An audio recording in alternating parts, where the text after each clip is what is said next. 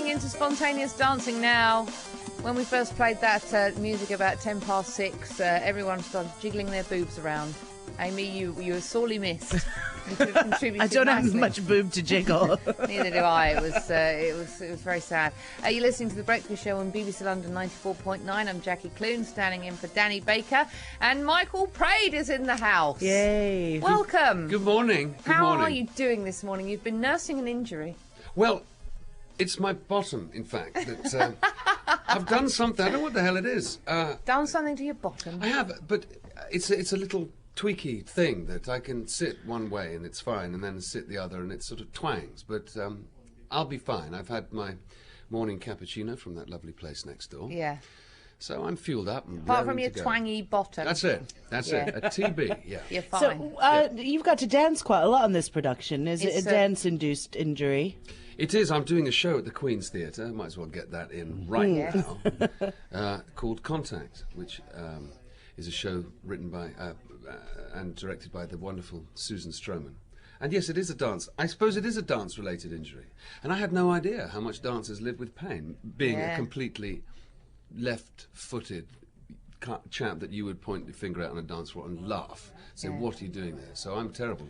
Well, forgive me for asking, but how did you get a job as a dancer on the West End stage if you can't dance? Because the part that I play in Contact, Michael Wiley, is specifically designed for a non-dancer, and it's one of the, I think, one of the many glorious dynamics of the piece, that you have a clumper like me who gets to dance with a thoroughbred, i.e. a proper dancer, and as it was a vast and huge challenge for me to learn how to do it, because I've never danced before professionally in my life, with a notable exception of Copacabana, which wasn't dancing so much as mincing with grace.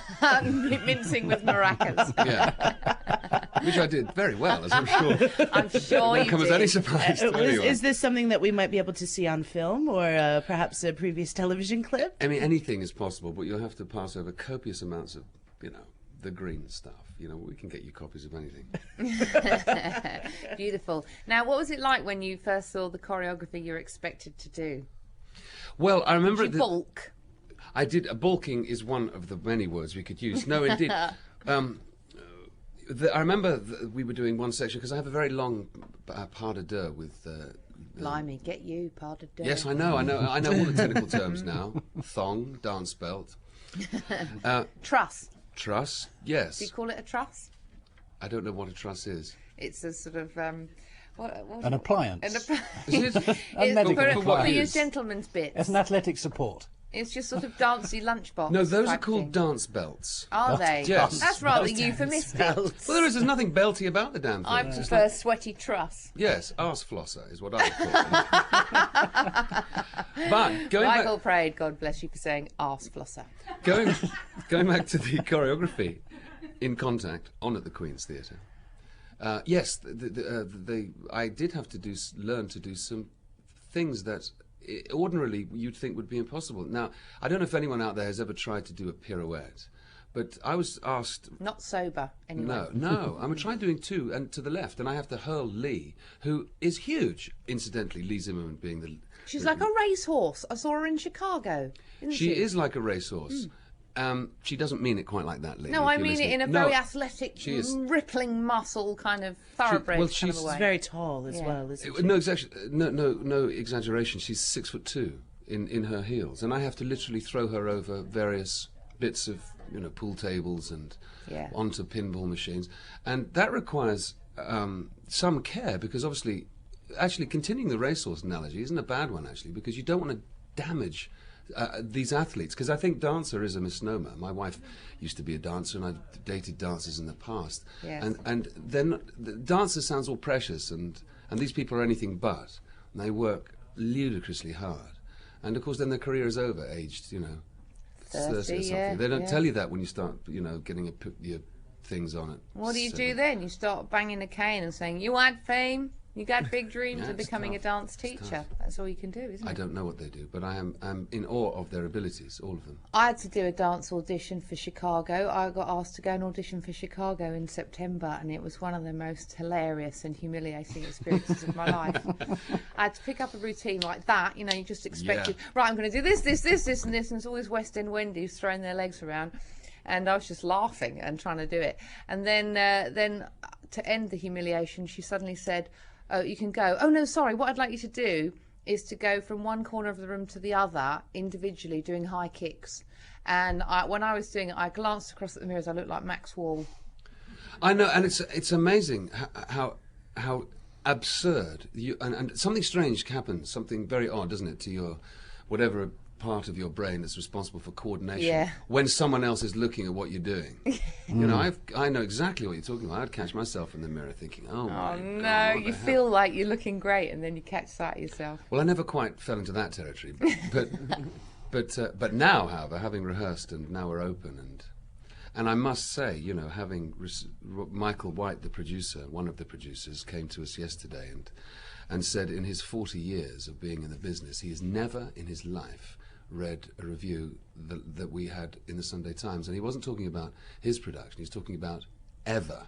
I mean, it is the kind of thing that is it has had brilliant reviews. I mean, BBC London's own theatre reviewer, Mark Shenton, said, "There's no smarter, sexier or more surprising evening in London than Contact."